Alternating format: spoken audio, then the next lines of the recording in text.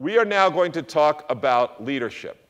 And this will be the last lecture I do, but I can assure you it may be the most important for you.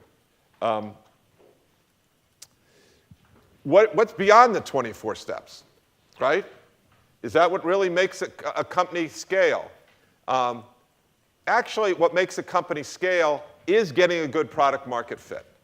That is absolutely correct. You need to get a good product market fit or you can't have a scalable business. That's what the 24 steps is about. But you also have to know, am I personally ready to scale?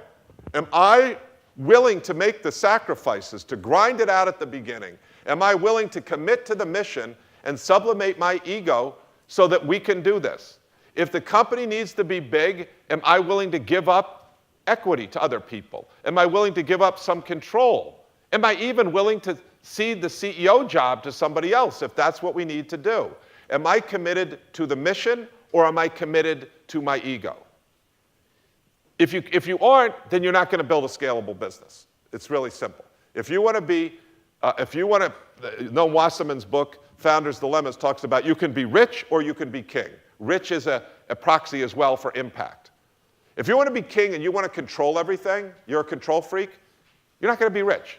You can be like Yertle the turtle, and you can try to pile stuff up and control everything, but your kingdom is going to be very small. And do you know who Yertle the turtle is? No, you have no idea. They don't have Yertle the turtle? It's a Dr. Seuss book. All right, forget it. Just, you can be, like, I've seen companies, and this grappa company in Italy, and they could have done really well, but the person who owned it, this old guy, he came in and said, no, we're not going to do it. No one will own equity except me. It's like The Godfather, right? And that company has not grown. It's not scaled. It couldn't enter the US markets because you gotta be willing to yourself do it. But no value is created by one person. You have to build a team. And this week you're going to be learning about the challenges of working with a team. And it's going to remind you how important it is to work with a team and how you have to make those compromises. And then once you do that, you then have to design the organization. People say, oh, I'm a startup. I don't like org charts. Well, guess what? You got to grow up someday, and you got to build an org chart, and people need to know what's their job, what their responsibilities, and you have to have compensation for it. People are going to have titles. You're going to have to design processes to ensure quality, to ensure, that you meet certain levels. Then once it's not enough just to design those, you then have to execute. You can't just design, you then have to execute against that. You have to get shit done. And the last thing is that people get unbelievably obsessed with, and they ignore the first 5 here, is then you have to raise some money. You know the best way to raise money? Do all these 5 really, really well. And then they'll find you. Investors will find you wherever you are. There's these things today called electrons, and there's things called wires. And they send electron across wires. And money can come to you even in Brisbane. If you're growing at 100, if you're Chewy.com and you're growing at 100% and you're spitting off, 30% free cash flow, nobody gives a shit if you're criminals in a colony in Australia. They're going to wire you money. Right? Not in Kyrgyzstan, though. Just in Australia. So, but people want to play this game and they think about this. These are the things that you need to do, and then you succeed in this. And I don't say that lightly. I've raised $100 million. It's a good thing, over $100 million. It's good to raise money at the right time, but you got to do these other things. And if you raise money before then and you don't do these other things, you're out. You will be out very, very quickly. So how do you do that? How do you operate with excellence? I want to just go through a case study that is very old now, but I love this case study. It's called the Commerce Bank case study. Did you have to read the case study? No. I'll take you through it. It's this banking industry is an old industry. It deals with the biggest commodity known to mankind, right? Money. Money. Money is built to be a commodity. That is, a dollar is a US dollar is a US dollar. It's worth the same thing, no matter what. There's no good dollar, bad dollar, except there's Australian dollars and Canadian dollars and US dollars. But if it's the same, that's the whole point of money. It's the same no matter what. It's a commodity, literally the purest form of commodity that you measure everything else in. How can you get differentiation if your product is a commodity? Well, Commerce Bank steps into the banking industry, which is a dog-eat-dog industry because it's a commodity. You have all these big banks, and they're all rushing to crush each other because money is money. And the more money I get, if you give me a higher interest rate, I will go to your bank because I want more money. It's really easy to measure. It's a commodity. And what the banks are doing is they're moving towards, they're moving from, they're getting rid of their bank offices. They're moving to online banking and all that, this type of stuff. ATM machines. Commerce Bank enters with this weird guy from Philadelphia, who I'm going to show you in a second, named Vernon Hill. And he thinks differently, right? Just like Dominic and the other people we've talked about. He says, all the fish are swimming this way. Everyone's making the industry more efficient, driving down costs, offering new technology. Vernon Hill says, that's not what I'm going to do. I'm going to think about this differently. That sounds really weird. What are you going to do? Be inefficient? Not use technology? Well, let's take a look. Look at his beautiful logo. Is that the worst logo you've ever seen? Let's just show you Vernon Hill, all right? This is, again, all true stuff. How do I get to the desktop?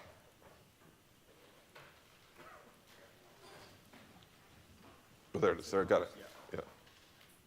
By the way, make sure your seats are in a locked and upright position. This is a very, very American story, all right?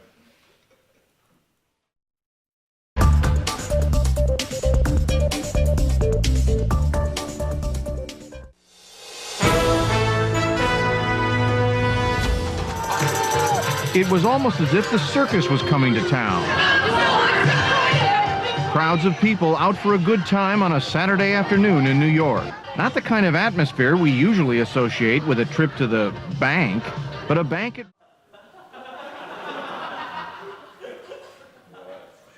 Is that what you expect to see when you go to the bank? Clowns and people on stilts. What? Yeah, you want to see that again? You don't believe me. Look at this. This is all real. But a bank it was. In this case, the Commerce Bank was opening its newest branch. This is great. Really looking forward to it. Many Americans are apparently looking forward to the same thing because banks are branching out as never before. We're inspired by the great retailers of America, no matter what products they sell. Did you understand what he said? We are inspired by the great retailers of America no matter what product they sell. So he is going to approach banking like selling boxer shorts, all right? We've always tried to build a very unique model that's built on service. Commerce Bank has tripled its branches and assets in 5 years. Commerce has earned its reputation as America's most convenient bank by focusing on what customers want. And we make bankers' hours a thing of the past. Hey, I'm going up to Broadway, but first I have to stop at the bank. Oh, you can slow down. It's Commerce. They're open till 8. They're open 7 days a week. Hey, they're open till 8. 8 o'clock. Really? Hey! No stupid hours, no stupid rules. I'm gonna get an account here. I'm gonna get the bus. Commerce, America's most convenient bank. No matter... See, there's their tagline. There's their logo, Commerce Bank, America's most convenient bank. Let me just give you a little more detail what's going on here. If you go to Bank of America and you deposit your money, you would get a Bank of America, or almost all these other big banks, you put in, you would get a, say, 6% interest. That means you put $100 in, every year you get $6 worth of interest. You go to Commerce Bank at the time, they give you 3% interest. Everybody understand? So Commerce is giving you 3% interest, they're giving you 6% interest. Which is better? 3%. No, they're giving you interest. You put money in. I thought we kept Harvard people out of this, or do you? Better, worse. Okay? Did they have ATMs during this time? They didn't like ATMs. People were starting to go to it. Commerce didn't like. The other people were starting to move to online banking. Screw that. We don't want online banking. I'm going to show you in a second, right? It's a beginning of technology coming into the banking. Yeah. Yeah. So which bank would you go to? So let me just reiterate. 3%, no tech tools. I'm taking this a little extreme. No ATMs. Oh, by the way, we really don't do loans either. But they're open till 8. Yeah, they're open till 8. No, it surely is a demographic thing because if, I don't know about the situation now, but I understand that banks in America have private fees. No, but they're not going to, that's another good point. They don't charge no additional fees, whereas at these, they will charge you, like some fees if you do certain things, right? And they basically don't have fees. But let me tell you what they do have. What they do have, that's a good thing. This is a negative, negative, negative. They do have clowns. And they have, like, offices that look like McDonald's, right? Okay, which bank would you go to? How many of you would go to Commerce Bank? How many of you go to Bank of America? Because you get more money. More money is good, right? But it's $6 So- a year. That's not really. It's only $50 a year. That's because you're a 1%er. Most people care about, like, money. Yeah. Yeah. Can't you empathize with us poor people? But they're open until 8. That's significant to a person who works. Okay.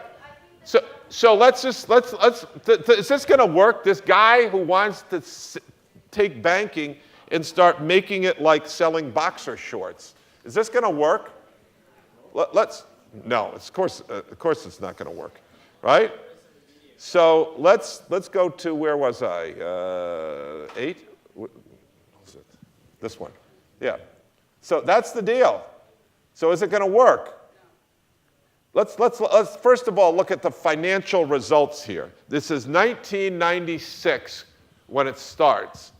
And you can see they start in 1996, and what happens with Commerce Bank? The red line is what if you bought stock in the Dow Jones, you would have gotten a return of about 75%. Okay? If you bought stock in Commerce Bank, the black line, you would have gotten a return of 900%. More is better. Good. Over this time period, Commerce is the investors love Commerce Bank. Got it? Love Commerce Bank. So the investors are making out like bad, they're making out like crazy. So being from New York, we know if that's true, someone's getting screwed here, right? Who's getting screwed? Probably the customers. Probably the customers. So let's take a look and see how happy the customers are, all right? Their customers, as measured in 2006, after this run of 10 years, they no longer measure them against banks. because they're so far above the satisfaction. Their turnover for their bank is much, much lower. But they didn't have NPS at the time. They measure customer satisfaction with people like J.D. Powers.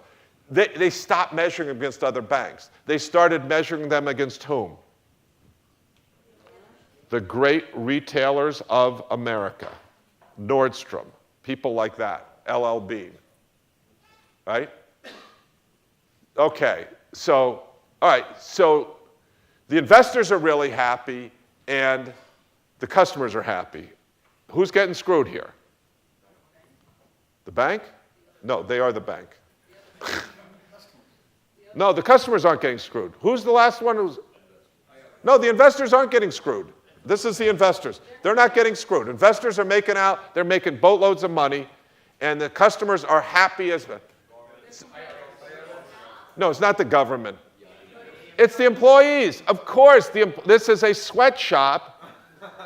This makes the Apple factories in China look like, heaven.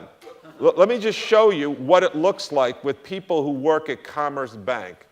Now, all these are employees, all right? And this is their get-together once a year. And this is all real. And they make up these newspapers, but that can't hide the fact of how unhappy their employees are. And so all these people you're about to see, except for a few, are employees.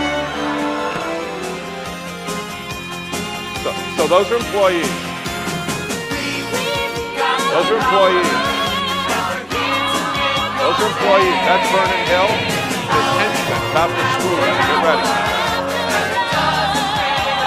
Those are all employees here. You see them? Look at this. You see him? Look at that. It's an employee right there. Look at this. Look at this guy. They don't even know how bad they're about to get.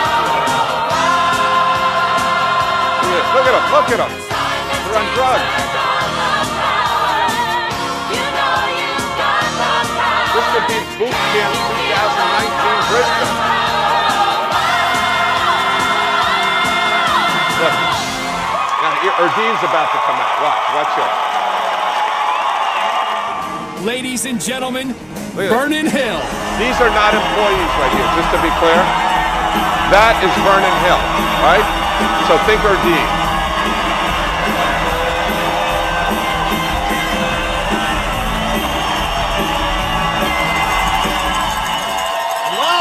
Watch this. Look at these people. The home of Commerce Bank. They're ready to riot in the streets. And welcome to Radio City Music Hall, where showbiz meets banking. And welcome to the 2005 WOW Awards. Look at these. They're ready to riot. Look at that sick son of a bitch. 5 awards given to regional middle market community bank lenders. I'm pleased to present the winners of the Lending Awards. How can you get excited about Lending Awards? Best insurance professionals in the Insurance? country. You're Our kidding winner me? this evening, What's I'm going very on? proud. Look at Our this. core commercial specialist, Dan. CSRs, the full-time, the part-time is second to none in this environment. The nominees for Best Full-Time Teller are... Tonight we're recognizing our all-star team. Our award for the Best Part-Time Teller. This Lifetime Achievement Award is for 20 years or more. Recognize the best of the best consumer lenders in our industry You didn't know consumer lending was so exciting. Retail huh? support goes to. Best specialized support by an officer. The award for Best Head Teller goes to. And the winner is a lady who certainly proves that smiles can be heard. The award for best assistant store manager goes And the to... winner is, let the dancer begin.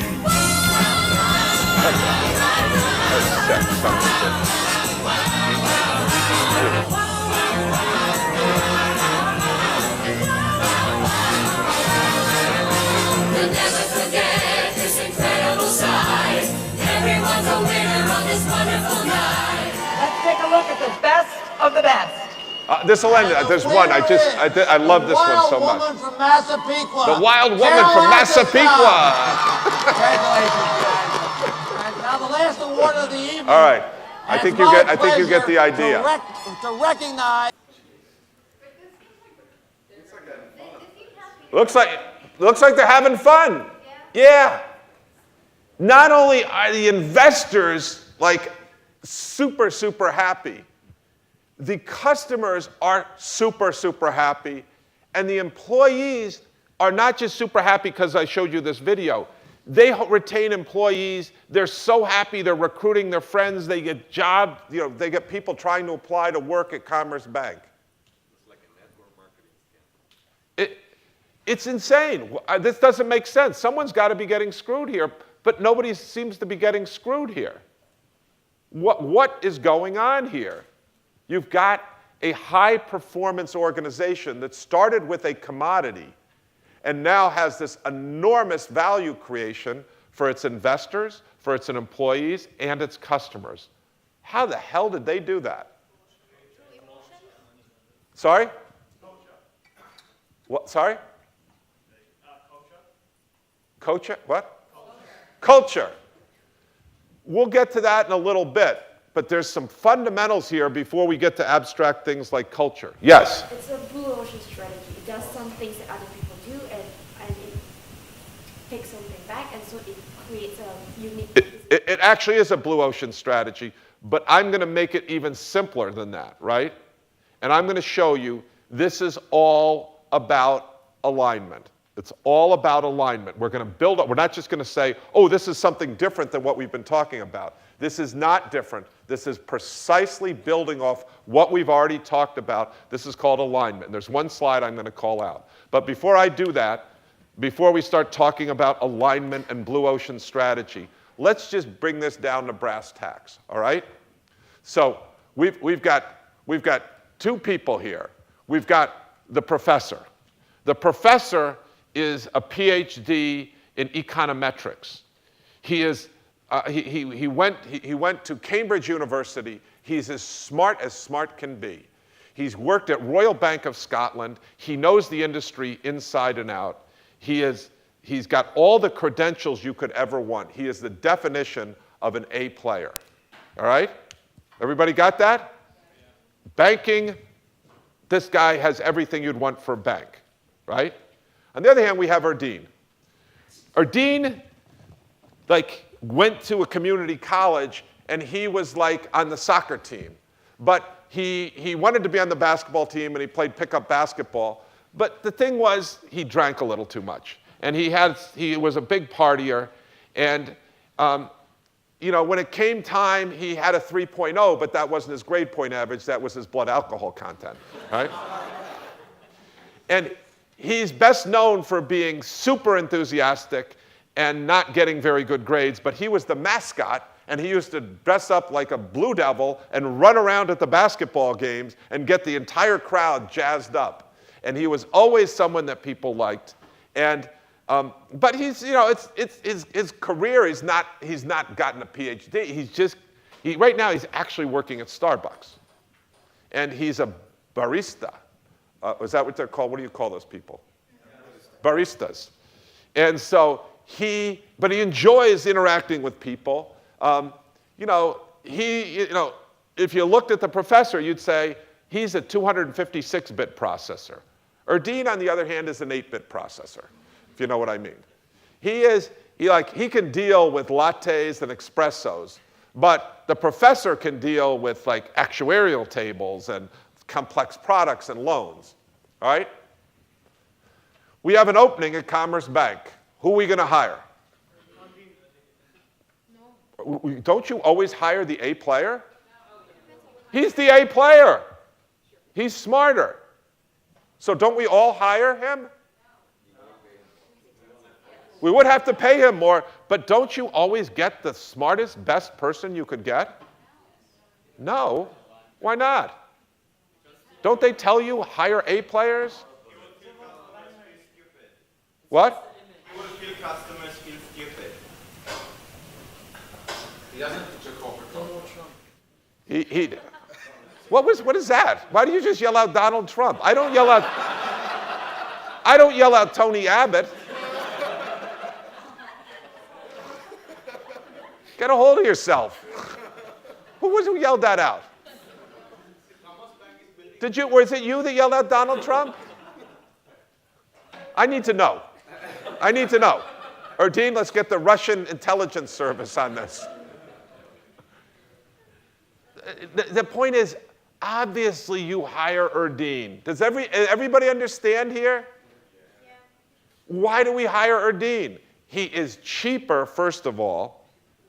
He is exactly what we want with our target customer. What's the first question we ask? Who is our customer? Who is your customer if you're Commerce Bank? Everyday people. Who said that? Go on. Everyday people that work blue collar or blue collar. Like 9 to 5s or some people that want to be able to go to the bank after 5 p.m. Yeah, but that's the consequence of this. You got to tell me, I want to build up the persona. I want to know the demographic, psychographic. Yes? So they're just earning wages, they're living week to week. Yeah. They don't have a lot of money, so this doesn't matter. But money does matter to them. They would really like the extra money. So that's where they get paid. But they're not sophisticated enough to really understand that, to be quite honest. But that's the no fees is really, it pulls them in because to them they're saving money with no fees or no extra. Yeah, you're making this much more rational than it is, right? Do you think they really sit down and build a spreadsheet and say, how much are my fees and da-da-da? Where do they, when they go out for dinner, where do they go? McDonald's. McDonald's, right. This is a different, you saw their banks, right? You saw the people. These are the people who think that clowns and juggling acts and things like that at a bank is perfectly fine. If you're walking in there with $1 million check, do you want to see a clown?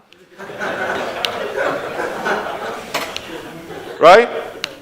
This is not, you're not going to make complicated products for these people. You're taking a segment that is being left behind, and now we're going to nail that customer and give them a really good product. And the product they want is a fun product where service is preeminent. Where service is preeminent. So, yes, madame. Sorry, these are the banks I grew up with. So this is like something that was really kind of hit me really hard because the banks I grew up to did these barbecues outside in front, and they were open till 8 p.m. Where are you from? Yeah. But there's a different demographic here, all right? So companies can compete on 3 axes, I would argue. And I'm going to simplify this, and I'm sure there's a whole bunch of other stuff out there on this. But there is. You can compete on cost. I'm going to be the low cost. Remember we talked about Walmart? I'm going to be low cost. People like low cost when it's a commodity, right? It's the same product. I don't need a relationship. I just want to get the product, right? So can you succeed on this axis? Yeah. The Waltons have become extremely wealthy. Extremely wealthy. But if you do this, you commit to it, you go all the way, as we already talked about Walmart. Your cost you keep very low. Your purchasing department is probably the most important group in yours, and you go worldwide chains, worldwide supply chains. So you can compete on costs. And can you get customers if you have the low cost for a commodity? Very, very rapidly. Very, very rapidly. There are a whole bunch of people who will rush in. What's the bad news on cost? Quality second lowest. It's a commodity. Who said that? That's right. They're not sticky.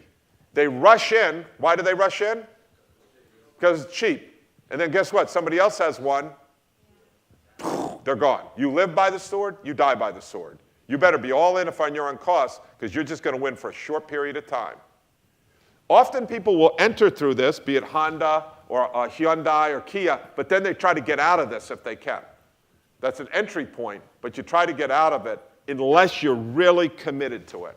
And then you can make a boatload of money, and a lot of customers will really come to you quickly, and it's really easy to tell. Very easy to tell, but not sticky. But not sticky. On the other hand, you can make just the damn best product in the world. Product excellence. Right? We just have the best. It ain't the cheapest one. Doesn't cost infinite.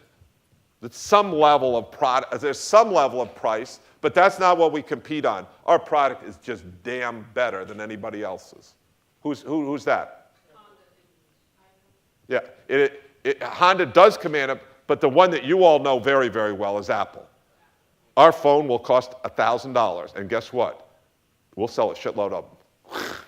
They're not competing on cost. You want cheap? Go down the street. That's not what we do. We sell the best products. All right? So what's this third one? This third one is called customer intimacy. This is when what we were taught at IBM, nothing gets between you and the customer. Nothing. If the customer needs a product that we don't have, you go get the damn product and you get it to them. You make the customer successful and don't let anybody else talk to them. Our offices were on site. We were given budget to make sure that we took our customers out to baseball games, to fishing trips, to lunch once a week. We got them drunk. We got their skids into schools. We knew when their birthdays were. We knew all about them. We took them to Vegas for fun, right? You got to know your customer and they trusted you because you were out for their best interests. Case in point, one of my customers was Bill Ferrato when I worked at IBM, Brooklyn Union Gas. We had copiers. We decided we were going to get copiers. We had not the best copiers at all. We were not the best product. We were certainly not the cheapest. But you know what? Xerox had the best copiers. Bill Ferrato said, I'm going to buy all my copiers from you, Bill. And you know why I'm going to buy them from you? Because if they break, I'm going to call you at home and you're going to fix them. Right? Yes, sir. May I have another? And that's precisely what he did. He knew we weren't the best product. He knew it, but he knew he could buy from us and we would make him look good, and nobody ever got fired for buying from IBM. So, what's going on here from a strategic standpoint is everyone's rushing out here and here. This leaves an opening for our friend Vernon Jordan to go out here, and no fish chases him for a while, right? And so he starts making these decisions ruthlessly, unapologetically, going after this customer, building up the persona of blue-collar people, the people you saw in that, older people who feel left behind by branches going away. I don't know about your parents. My parents used to like to go to the bank. They got dressed up and went to the bank, and it was an event for them, right? They didn't want some technology to do that. That wasn't the only one. There were blue-collar people, and you saw that. The convenience of the bank was very, very important to them. And that wasn't necessarily even such a rational decision. They were like, I need to make money. I can't lose my job. You know, I can't run out to the bank. There was a whole demographic, psychographic, and they got it. They got it. And they went after it, and then they relentlessly targeted that. They refused to compete on price. They were not doing loans, because when you do loans to these people, you're going to tell them no most of the time. When they said, we need a loan, they'd say, look, we don't do that, but you can go down the street to them.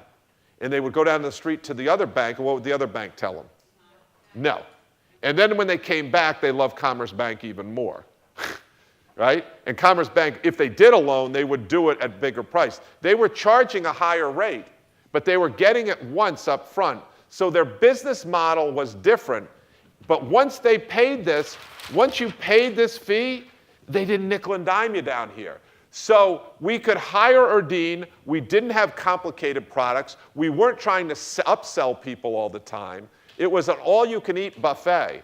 They would bring in cash machines where you would dump money into it.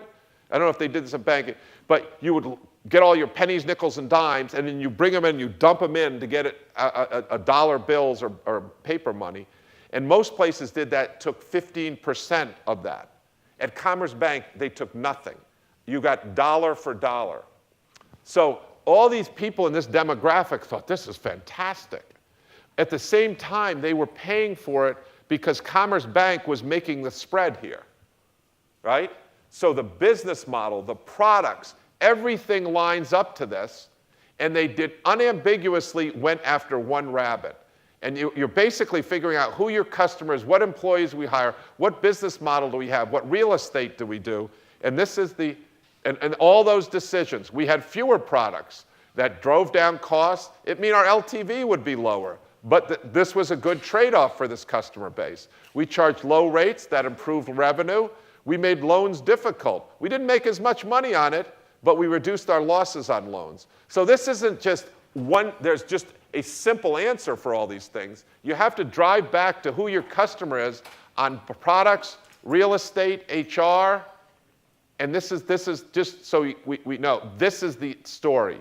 If you know who your customer is and you're relentlessly focused, then you can make products that map directly to that. You can hire people who map directly to that. Your real estate decisions map directly to that. Your incentives and your business model, everything else can map back to that. But if you don't know who your customer is, you cannot fix it down here. Your HR department should know who your customer is and hire the right person there. But the other banks were not disciplined up here, and so how the hell can you execute down here? You can't. This is what I mean by alignment.